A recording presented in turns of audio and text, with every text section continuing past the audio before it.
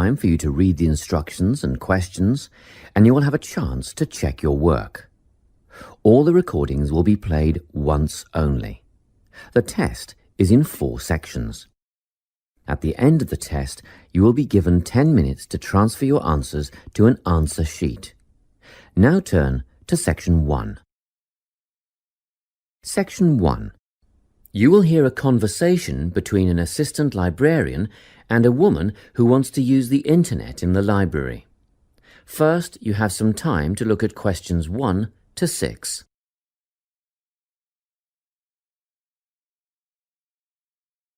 You will see that there is an example that has been done for you. On this occasion only, the conversation relating to this will be played first.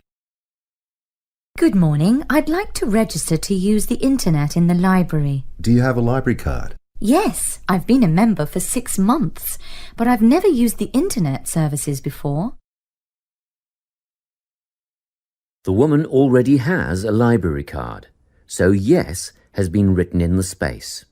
Now we shall begin. You should answer the questions as you listen, because you will not hear the recording a second time. Listen carefully and answer questions 1 to 6. Good morning. I'd like to register to use the internet in the library. Do you have a library card? Yes, I've been a member for 6 months, but I've never used the internet services before. No problem. Can I have your full name, please? Linda Jane Milton. So, Milton is your surname? Yes. And Linda, L-I-N-D-A? Well, no, actually, it's L-Y-N-D-A. Linda, Jane. And, Jane isn't spelt J-A-N-E either. It's J-A-Y-N-E. Okay, got that. Thank you. Now, where do you live, Linda? Unit 15, 35 Maximilian Way. That's in Whitfield, right? I have a cousin who lives in that area. Yes, Whitfield. And the postcode is 7755. Not quite. You've got it round the wrong way. It's 5577. Whoops. Okay, moving on now. Do you work or are you at home during the day? Well, both actually. I work as a nurse, but I'm on permanent night shift. Oh, I see. In that case, we won't put down your home phone number because I'm sure you don't want to be disturbed when you're trying to sleep. Thanks. I appreciate that. You can always leave a message on my mobile if you have to contact me. I have it turned off when I'm sleeping, but I regularly check my voicemail for messages. And that number is? 0412 214 418. Good. Now I'll need to see some form of photo ID. Have you got something with you? Yes, just a minute. Here's my swipe card for the hospital. Thank you. I just need to make a note of the number. AZ1985331. Is that all you need? Just one more thing, your date of birth. But I can get that from the card. One moment. Look, I'm afraid you haven't copied it down correctly. I was born on the 25th September 1975. What have I written? Oh yes, I see it now. I've got the 25th of the 8th month, but that would make it August. Thanks for spotting the mistake. Before you hear the rest of the conversation, you have some time to look at questions 7 to 10.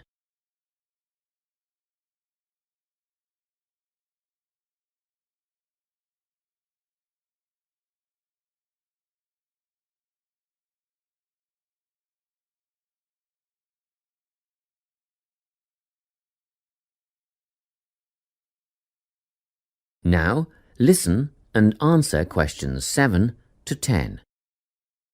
Well, that's the application form done. Now, I wonder if you'd mind taking part in a survey we're doing. That's fine. What do you want to know? Basically, we're trying to find out why people access the internet. I mean, what would you be using it for? Social networking, I suppose. I don't really think so. I haven't got the time for something like that. But I do want to keep in touch with friends and family, both here and abroad. So I'd mostly be making use of my email account. I see.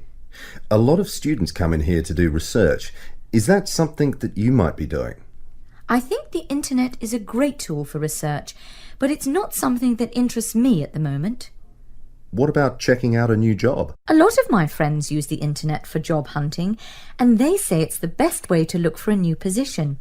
I'm quite settled where I am, though. You can get access to the other classifieds, can't you?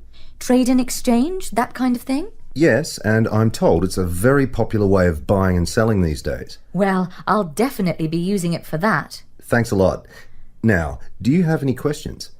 Is there a charge for the service? It used to be free, but we've decided to set a one-off payment of $15 for the initial registration. Oh, that's not bad at all. One more thing. Is there a time limit for each session, like half an hour or something? Oh, it's better than that. One 60-minute session per day. Quite generous, really, but we're very strict about it. I'd rarely spend more than 45 minutes on the internet at any one time, so that'll be more than enough. Thank you. That is the end of section 1. You now have half a minute to check your answers.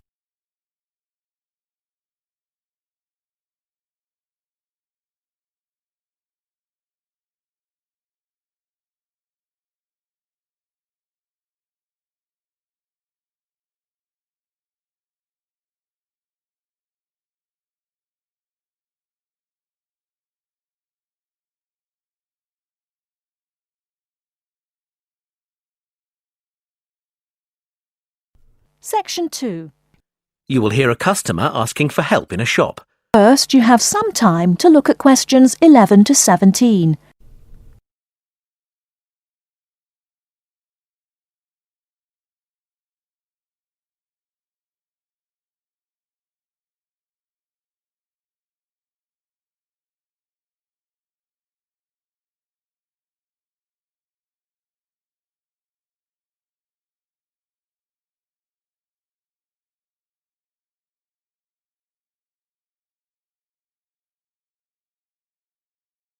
Now, listen carefully and answer questions 11 to 17. Excuse me, where are the dresses? They're at the end of this aisle, on the left. Can I help you with anything? Yes, maybe. I'm not from around here, so I don't know this store. Well, I can help you with anything you need. Fantastic.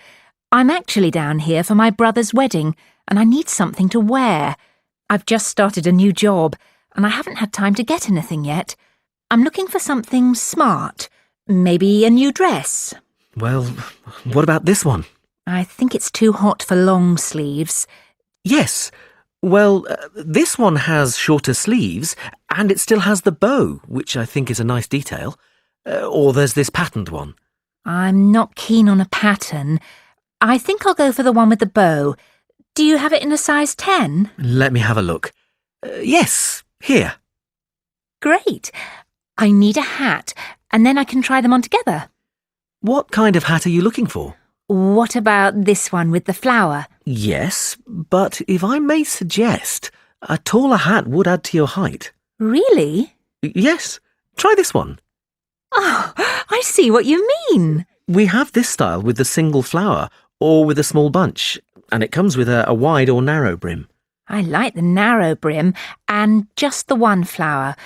Can I have a blue flower?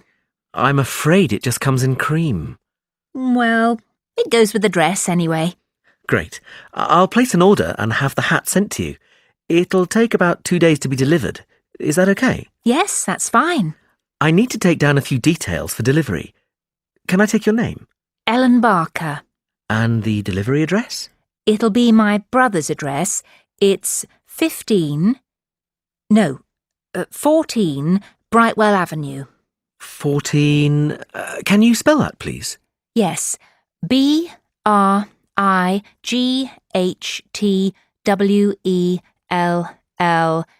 Avenue, Staybridge, Kent, DA4 7DF.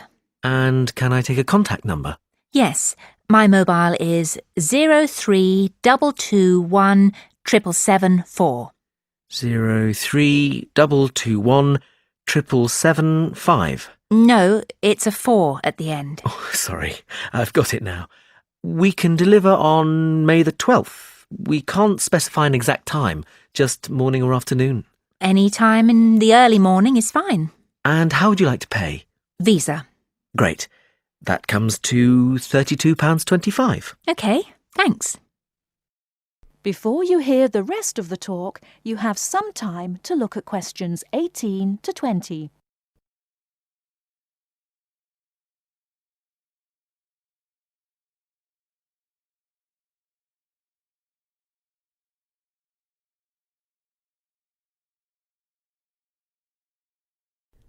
Now listen and answer questions 18 to 20. I'm just going to try this dress on and then look for shoes. Where are the changing rooms? They're to the left of the store, right next to customer services. And I want some shoes and accessories too. Where can I find them? The accessories are in the women's wear department. The shoe department is right at the front of the store, between menswear and home furnishings. Oh, no, sorry. We've just moved the shoe department for the summer season. It's now very near the changing rooms, actually, straight in front of them. Thanks so much for your help. And where can I pay for the other things? The cash desk is at the front of the store, by the menswear. Thanks. That is the end of section 2. You now have half a minute to check your answers.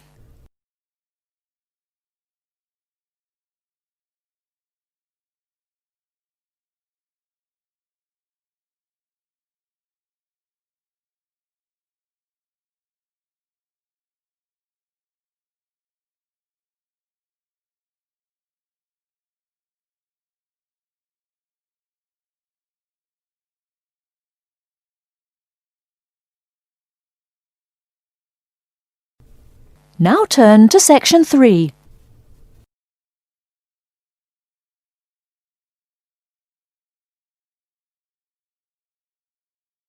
Listening, Section 3. Changes in Intelligence. Exercise 2.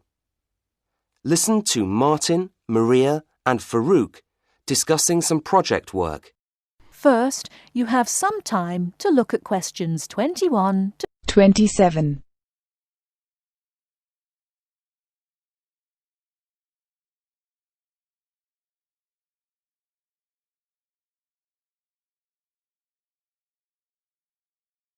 Hi Martin, hi Maria. How are you getting on with your project? You've got to give the seminar on Friday, haven't you? Hi Farouk, we're getting on fine. It's just so interesting. Do you want to hear about it? Well, I've got 10 minutes before my next lecture, so why not? Let's hear it. Great. And it'll help us to sort out who said what, won't it, Martin? That's right. You know, what we've been looking at is research done by a number of psychologists from different parts of the world on intelligence quotients, how they've been rising over the last 50 years. Really? Yes. Some psychologists have measured increases in intelligence of up to 25 points in one generation. Amazing. What's causing us all to get cleverer? There's a political scientist from New Zealand called James Flynn. Well, he's a pioneer in this field, and he's found that people perform the visuospatial tasks in intelligence tests much better than they did 50 years ago. Partly he puts this down to people playing with their PCs and watching TV, things like that. What about diet?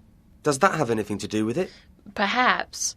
Robert Howard, a Sydney psychologist, thinks that it does. Just as eating better has made children taller, their average intelligence has also risen. He also says that parents are having fewer children, so they're able to pay more attention to them when they're small. It's fairly clear that stimulation in childhood has a positive effect on kids' intelligence. IQ tests have verbal and numerical elements too. Have these also been improving? Yes, but only moderately. It's the visuospatial element which has made the big difference, and Flynn also suggests that modern activities like driving may play a part in this. There's a British researcher, John Rust, who has made the general point that modern life is much more complicated than it was 50 years ago. Our intelligence has had to develop in order to cope with it all. Remember also that far more children have the opportunity to go to school nowadays. Howard thinks that must be a leading factor in improved IQ test performance. Well, yes, that would seem fairly obvious. To come back to John Rust, he suggests that as science and knowledge develop, ideas become more complex. Well, the people who produce these ideas, the Einsteins and Hawkings, are obviously highly intelligent people, but, he says, ordinary people's intelligence has also had to develop to cope with his new theories. Before you hear the rest of the talk, you have some time to look at questions 26 28 to 30.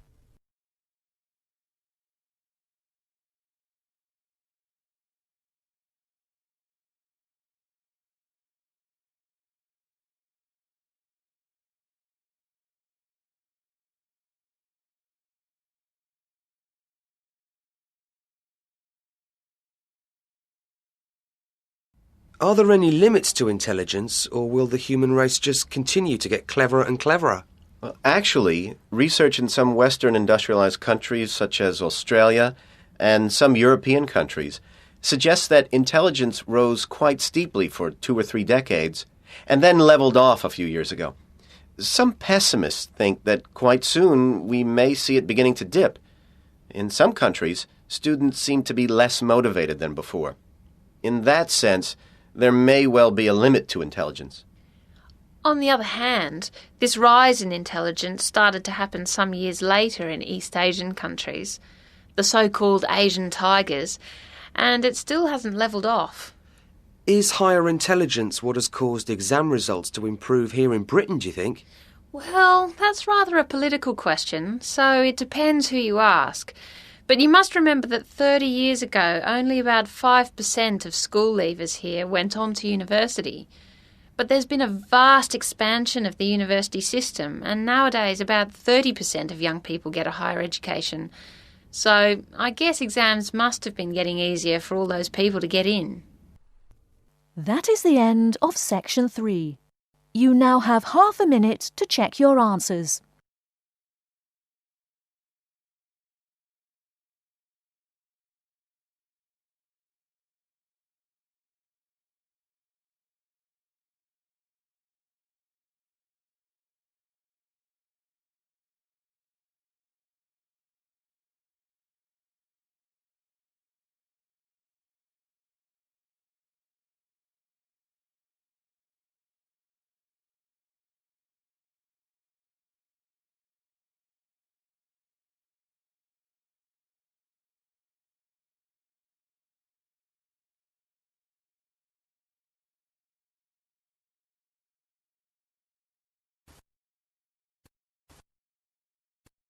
Now turn to section 4. Section 4. You will hear a talk about amber, the formation of amber and its applications in different fields. First, you have some time to look at questions 31 to 40.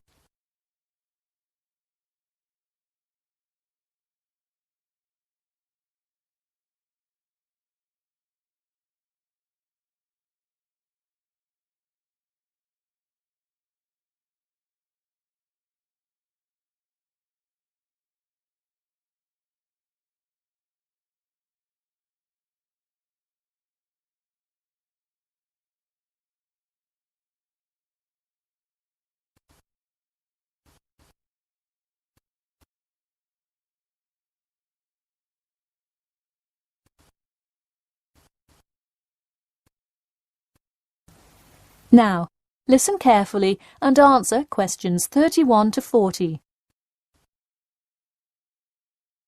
Tonight I'm going to present an overview of the research on amber. Okay, I'll start by giving a brief introduction about amber, then talk about the formation of amber, and then describe amber's applications in different fields. First of all, what is amber? Amber is not a stone, but is ancient fossilized tree resin, which is the semi-solid amorphous organic substance secreted in pockets and canals through epithelial cells of the plant. And why is resin produced?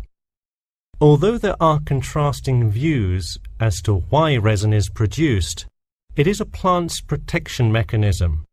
The resin may be produced to protect the tree from disease and injury inflicted by insects and fungi. Amber occurs in a range of different colours.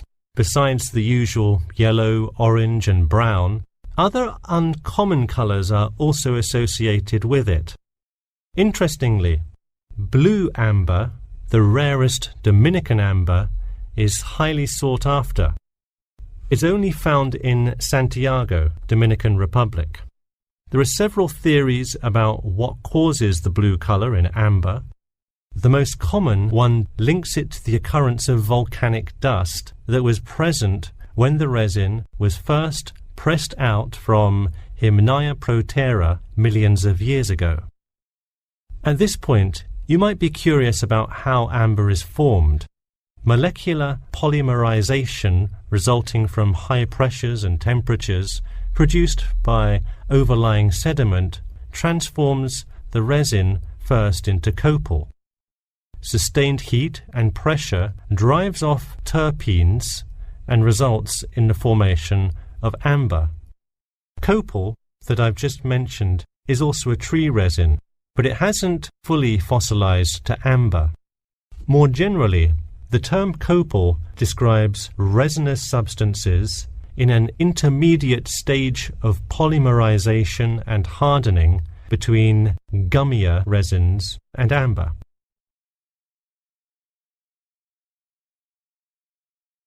So where can we find amber? It can be found on seashores. The main producer worldwide is Russia. In fact, about 90% of the world's available amber is located in the Kaliningrad region of Russia, which is located on the Baltic. Here, the resin is washed up on the coast after being dislodged from the ocean floor by years of water and ocean currents. However, exposure to sunlight, rain, and temperate extremes tends to disintegrate resin. This also indicates that amber is not really an ideal fossil preservative for most uses. We've already learned that amber is made of tree resin. It often includes insects that were trapped within the tree many millions of years ago. A piece with a visible and well-arranged insect is generally valued much higher than simple, solid amber. One Dominican amber source reported finding a butterfly with a 5-inch wingspread. This is both a large and unusual find, and most butterfly specimens have no more than a 2-inch wingspan. Inclusions in Dominican amber are numerous, 1 inclusion to every 100 pieces.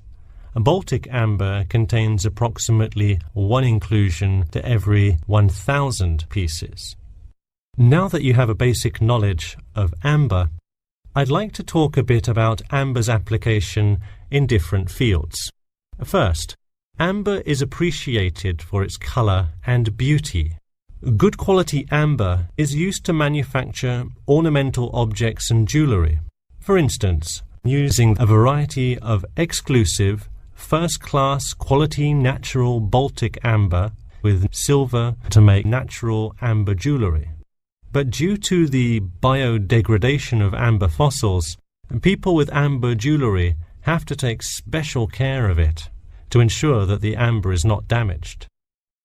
It was previously believed that amber worn on the neck served to protect one from diseases of the throat and preserved the sound mind. Callistrate, a famous doctor in the Roman Empire, wrote that amber powder mixed with honey cures throat, eye, and ear diseases, and if it is taken with water, eases stomachache. While the mystery around that use of amber has not been cleared, one thing is sure: it will help effectively to defeat small malaises. Amber has even been used as a building material. Amber created the altar in St. Brigida Church in Gdansk, Poland. In St. Petersburg, Russia, the walls of the famous Amber Room were lined with intricate carvings and inlaid designs. This palace room is being reconstructed from photographs and can be visited at the Catherine Palace, located in the town of Tsarskoye Selo. And finally, the fourth use of amber is that That is the end of section 4. You now have half a minute to check your answers.